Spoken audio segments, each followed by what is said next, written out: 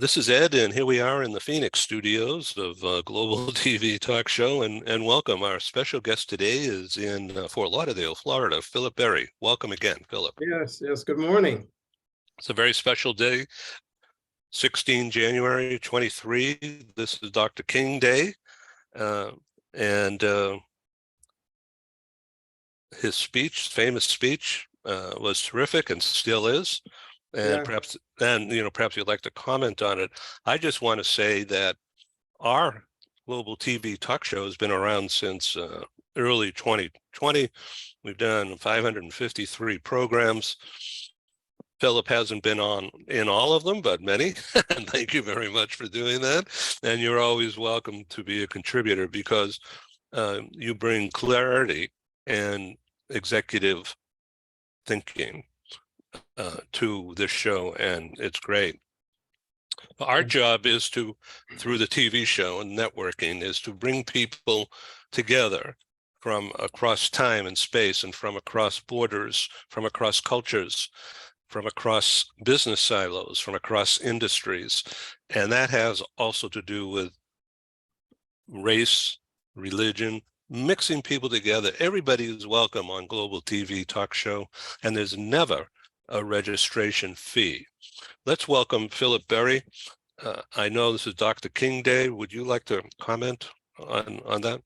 I sure would. Thank you so much. One of the things that's so interesting is that when you think about Dr. King, who really has said a lot about so many different topics. And when I think about the whole aspect of personal development, which really applies to everybody, I think of one of his quotes, and which is, he said that if you want to move forward, if you can fly, but if you can't fly, run. If you can't run, walk. And if you can't walk, crawl. But by all means, move forward. And that's really what is so important in life right now. It's the word that keeps us moving forward with the plans and dreams that we have as individuals, not only to improve ourselves, but also to improve those in our family, those around us, and to improve the world that we're in. So it's everlasting. I mean, his thoughts are evergreen, quite frankly. Even though he has passed, he would have been in his 90s now. He died in his 30s. But so 60 some years, and it still resonates. So I remember that 1968, I was in the Army. I was a medic and going through basic training, or just after that, and with Bobby Kennedy and this. Oh my God, so much going on in '68. Oh, it was a hell of a year for change, and I was 18 at that time. And so, when I think about a number of the things that Martin Luther King in his life that he was advocating for, and some of the things that we advocate for today, in fact, what was so interesting is that for the first time in the history of the United States, we had a president who spoke, Biden, who spoke at the church that Martin Luther King. That's right, yesterday. Yeah. Yeah, and just sad that it should be so long for that to happen, but it's good that it happens when it does. And when I think about this whole issue, I think about the year, how every one of us starts the year in a certain way. We're all starting 2023. We've come out of 2 years of a pandemic where a number of people are not with us right now. And so you think about how frail life is. And when I think about how frail life is, then I want to think about, am I respecting the life that I have, and what am I doing differently in order to improve? And it should be something where I'm not just looking at, a new turn on the year. I should be thinking about the new things that help to move me forward in my personal and professional life. And they're probably, when I think about this, there's a way to approach this professionally when I think about the personal strategies that I would have in order to move me forward. And So you there wrote a book about all this, being better than you believe. Yes, and one of the things that I like about the book, and in fact, it's so interesting, it has to do, it's being better than you believe, 8 steps to ultimate success. And a number of the statements in there resonate very well with individuals. On LinkedIn and Facebook and Twitter, I still get comments from people. People still download the book. I use it a lot for my executive coaching, and especially with leaders as they are moving into new positions. And I got a comment from an individual who heard a speech that I delivered probably 12 years ago, where I was talking about some of the items that are in the book, being better than you believe. And she talked about how it changed her whole personal and professional life. And so it was really interesting to hear that come back to me, to resonate, because she was still able to take and apply some of the principles that were in it. So it shows that there's an evergreen aspect to some of the things that we're talking about. Let me also ask you about your approach to conducting I'm going to read this, a blue ocean analysis consisting of what you will eliminate. Now, first of all, what does blue ocean mean? I mean, I hope it means without garbage, but what does it really mean? It's really, when I'm looking, I just came back from the Bahamas. And in the Bahamas, I was looking at the ocean, which is very blue, in fact, from when I was in New York. It's not it was gray or something. Yeah, exactly. And as I was looking out at that blue ocean, I began to think about the fact that it's an open tapestry for a number of the things that I want to do, where I want to go, how I want to do it, how I want to live. It's an open tapestry, and that's what Blue Ocean speaks to. And so there are 4 aspects of doing what I call a Blue Ocean analysis that one should look at in their life. And anybody can do it when you start the year. And those 4 pieces have to do with, what am I going to eliminate? What am I going to reduce? That is, stop doing as much of it, eliminate what's not working. What am I going to increase? And then what am I going to create? And within that framework, I can begin to look at new doors that I want to open for myself as I think about how I want to not only start the year differently, but to start my personal and professional life differently. So that's in a nutshell, that's what Blue Ocean has to do with. It's not magical. However, it can bring about a magical change if individuals just chart 4 simple things. And then say, some people, they take it to just the option of looking at their personal weight reduction techniques and all of that. And in fact, it works well with that. I use the technique to help myself remove 40 pounds a number of years ago. But it had to do with also what I would create. And that is a whole new lifestyle in terms of what I would eat and how I would go about that. The habits that I would have, the behaviors that I would generate, so you have to put it all together, all 4 of those concepts in the Blue Ocean, and I call it the ERIC, eliminate, reduce, increase, and create. It's a very easy way to think about it, in a non-magical way, but in a way that helps one to be very specific about the points that one wants to put their work into and their energy and initiatives into. So this relates to new strategies, business strategies, such as, well, doing something different to get new customers, to relate better with your existing customers. And one thing that I've learned how to do here in curating the TV talk show idea, I have to stop saying that's one of the things I'm going to be doing. But new strategies.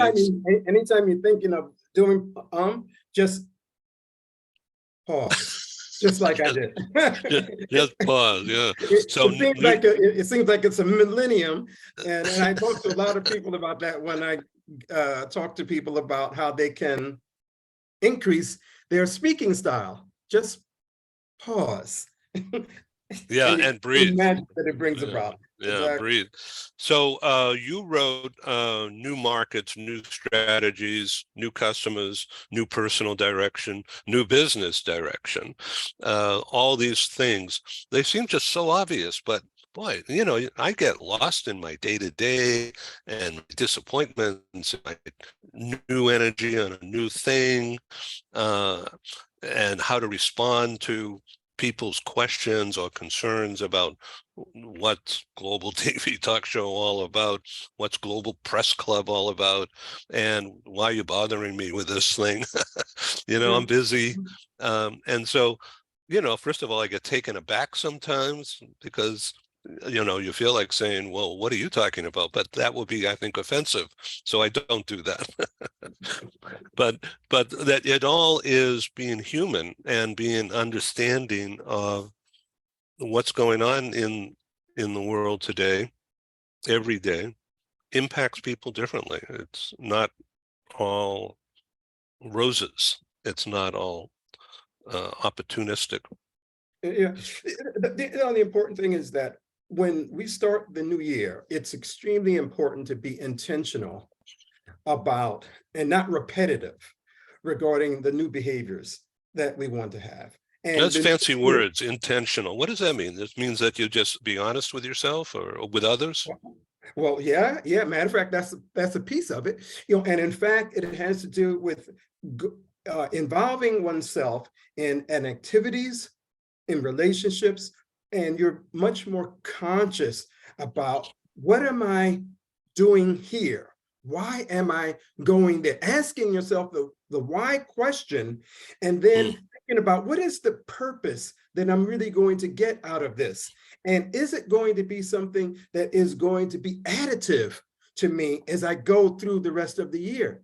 And so what happens is people don't think about that. They just jump right in. They jump right into the new year. They jump into relationships that they had before without evaluating, without stopping and do an evaluation of what am I doing now? Where am I traveling now? What am I eating now? Who am I relating to now? Why is this important?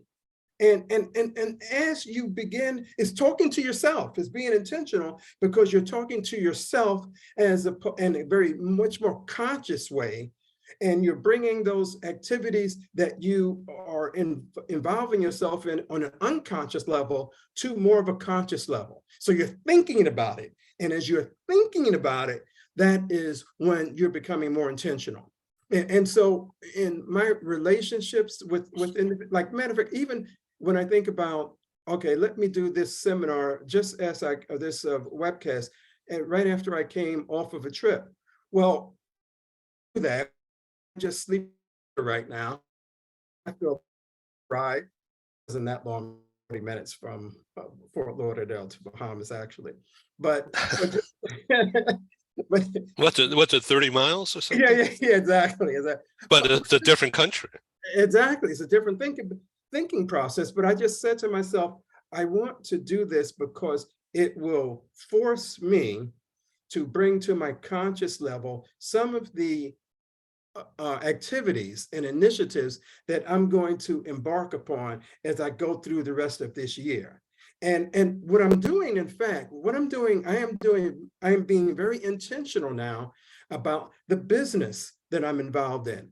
I say no to more things than I say yes to.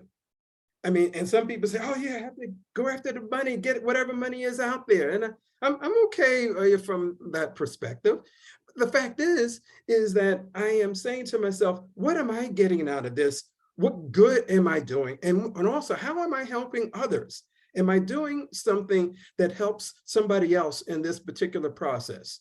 Or am I just being extremely selfish and only thinking about myself? And this is where the whole notion of emotional intelligence comes in, where you can be more intentional about the behaviors that you embark upon and who you are, and then how you are relating to others. That's what emotional intelligence has to do. It's being more intelligent about yourself and the impact that you are trying to make with others as you are going about your day. And if you go about it with your day, then it's how you're doing your week, your month, and then all of a sudden you can look back at the year, and then you can say to yourself, gosh, I really accomplished a number of very good things. Or you can do the sad story and say, what did I do? Where was I? Did I accomplish something? So too many people have the pity party that they and they moan and they groan. And I haven't been moaning and groaning for years. What happens, I'm very happy because I can find something that I intended to do. And I went about it and it achieved a certain purpose that wasn't just oriented to me. And this is what Martin Luther King talks about. Martin Luther King talks about trying to do something for others. And not just, if you see, he stated, if you see a situation that is not the way it should be, and you're silent about it, then you are as bad about that activity as anybody else. So I'm paraphrasing his words, but it's something that's very important. We shouldn't be silent about the things when we see oppression going on, when we see wrong going on. It could be oppression on a global basis. It could be on a personal basis where individuals are seeing that they are not treating others well in their personal relationships with others. That's why King's words really resonate quite well with that. So yeah, it occurred to me just in the last month, literally, I don't know, the holidays or just thinking about things, or well, I've got some things to announce, which I'll get to in a minute. But what I'm thinking about, and what I have been thinking about, is remembering to ask my customers, how has the global TV talk show, the speaking on it or advertising on it, how has it benefited you? Thank you for the business, of course. Thank you for participating, and that's intentional. but how is it? Tell me, how is it helping you? Give me an example of how you have benefited from this service, and tell me if you haven't, and then I can think about it. Ed, I've known you for over 20 years. Thank you. And I have, when we were able to do seminars together and workshops, and whether it was in New York or Paris or Vienna, I mean, wherever it was, what I enjoyed is the interface with others who were thinking like me, who were growing like me, who were trying to discover, individuals who had great resume credentials. However, when they would come on to a global HR conference, or when they come on to your webcast, they are all very, very humble. I mean, I'm on last month, I was on one of your sessions with 5 or 6 individuals who were from all different parts of the world. They were from Russia, they were from Germany, they were from Canada, they were from France, they were from Saudi Arabia. All of them have written great books, at least 1 or 2, just like me. And the point is that we all found a way to share the good things and to learn from each other. So what I get from Global HR News is that it is a forum to be yourself, to be humble, and to be authentic. And so I don't come on here trying to shine. I come on here trying to share. And also, I come on here trying to learn. I always will learn from some of the other individuals that you happen to bring together in a forum for us to discuss very openly. And you do it in a way where you will prod us with certain questions, but you don't badger us. What you do is that your role has been to highlight some of the good things in others. So you cause others to shine, and therefore you shine as a result of that. That's how you shine, because you help others shine. So when you speak about Martin Luther King and some of the things that he has done, that he did, that's his life. That was his life's purpose, to bring out the good in others, to bring out the good in all of us, and to help us to share in different ways. So you as I mean, yeah, we might have different skin color. Doesn't mean anything, because below that, what happens is that there's a sharing that we have in terms of wanting to do good in our own way, in our own sphere of the world. That's what I like about Global HR News. And the fact that it's global, because that resonates with my own personal experience, that keeps me in a framework of not being narrow-minded in my approach. Sometimes we could be so myopic in what we look at. And it's important not to be myopic. It's important to look at how one is doing things in a similar or a different way from other people around the world. Thank you. I remember, I have to tell you something else that I got from you. I brush my teeth more often because of you. That's my favorite company. Colgate-Palmolive is my favorite company. Well, Procter & Gamble, okay, I work there too. So no, and I got the Power toothbrush, and make sure it's really charged up. And I've learned that it's in the gums. It's not the teeth. And the more massaging you do, I now brush after every meal, and even I feel something in the gum or something, and it just makes me feel, well, healthier, that's for sure. But also, how about that word intentional? I mean, I'm actually doing something that I didn't do before.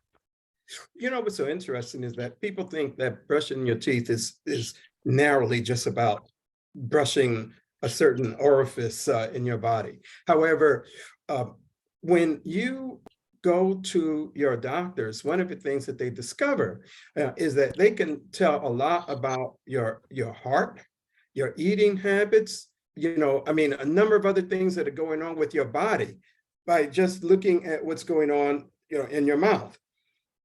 And the fact that you are intentional about it 3 times a day, you're discovering that there are other parts of your body that are connected to this, and therefore you are taking care of your whole body. It's the beginning of taking care of your whole body, which people aren't as intentional about. They don't even think about it. They don't think about it at all. So yeah, so that's good. Yeah. So so let's look back for a moment, if you don't mind, to your days of being on a trustee of City University in New York.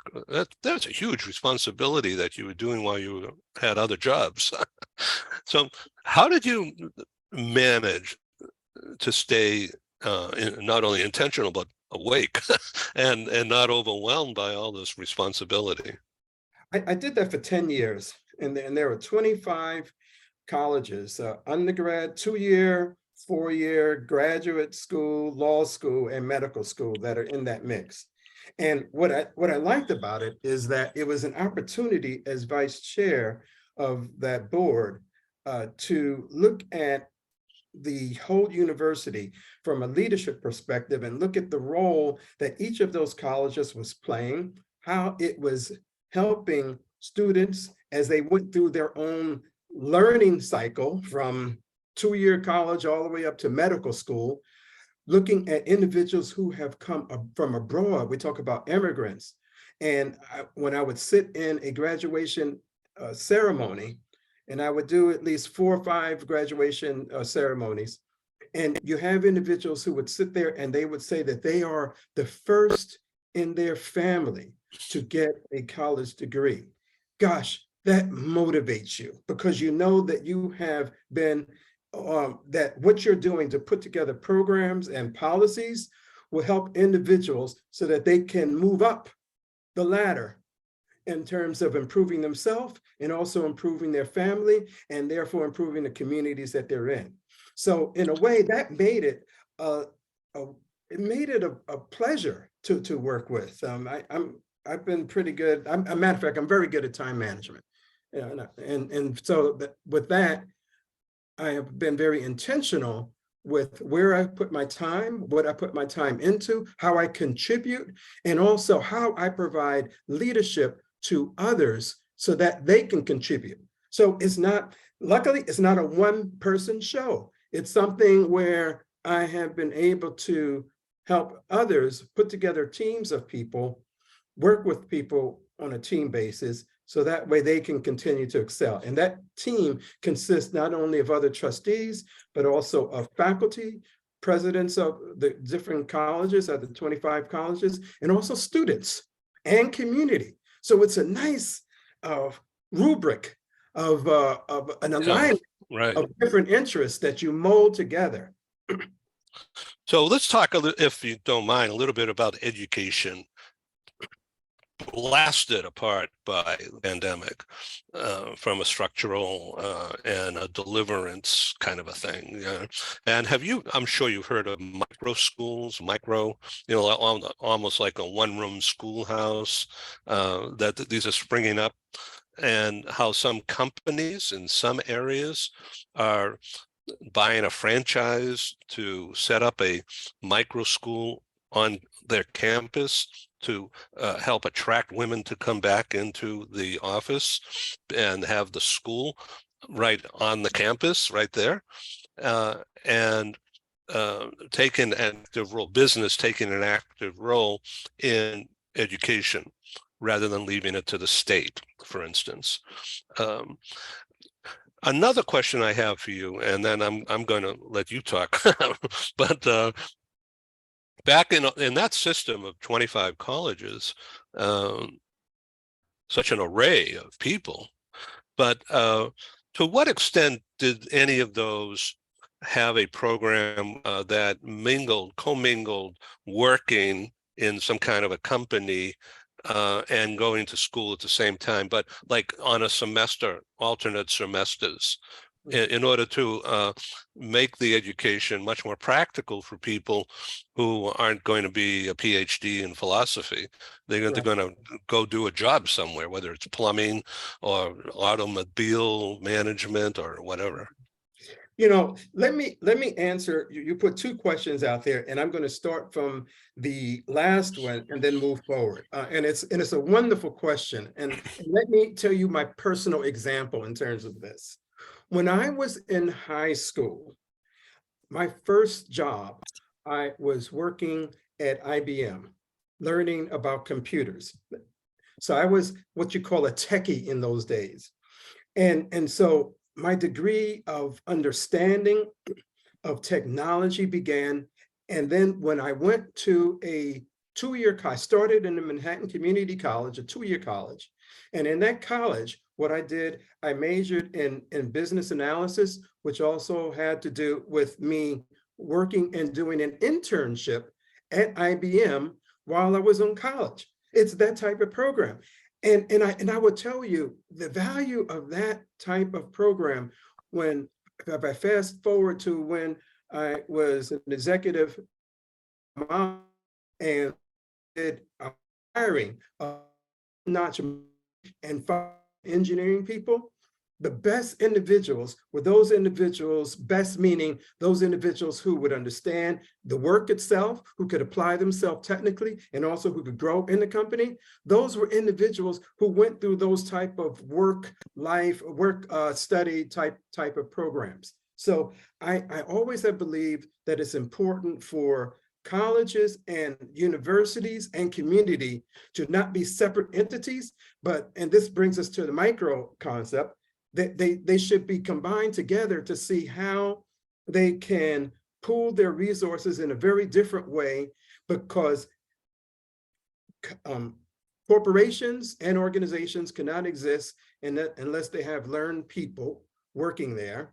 And what better way to do that than to set up programs with community that takes into account the skills and the capabilities, the needs and interests that people have, and then develop something that has some type of work balance, learning balance to it.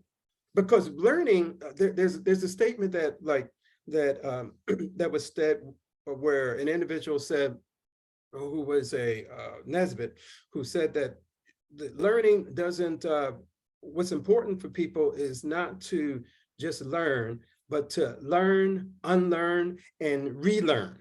And that is where excellence comes from. And so learning doesn't stop just at the school system. It continues throughout. And the only way to have it continue is where you have corporations who are working with communities and also with the school systems. So that way what comes out of the school is relevant to the world of work. If it's not relevant to the world of work, forget it.